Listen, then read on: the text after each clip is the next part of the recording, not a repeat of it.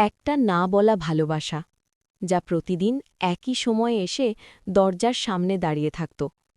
গ্রামের একটি শান্ত রাস্তার ধারে রাহাতের ছোট্ট ঘর।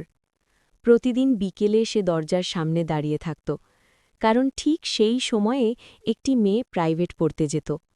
মেয়েটির নাম ছিল নীলা। সাদা নীল পোশাকে, হাতে বই নিয়ে সে দ্রুত হেঁটে যেত, কিন্তু কখনো রাহাতের দিকে তাকাত না। রাহাত কিছু বলতে চাইত, কিন্তু সাহস পেত না। শুধু নীলাকে দেখেই তার দিনটা ভালো লাগত। একদিন নীলা আর এলো না। অকারণে রাস্তা ফাঁকা নাকছিল। রাহাত দরজার সামনে দাঁড়িয়ে অনেকক্ষণ অপেক্ষা করল, কিন্তু সে এলো না। সেদিনটা তার খুব খারাপ কাটল।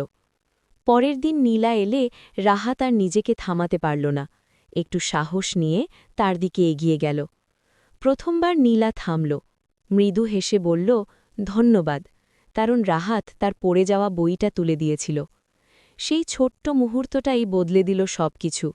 এরপর থেকে নীলা মাঝে মাঝে তাকিয়ে হাসত, আর রাহাত বুঝল কিছু অনুভূতি শব্দ ছাড়াই হৃদয়ে জায়গা করে নেয়।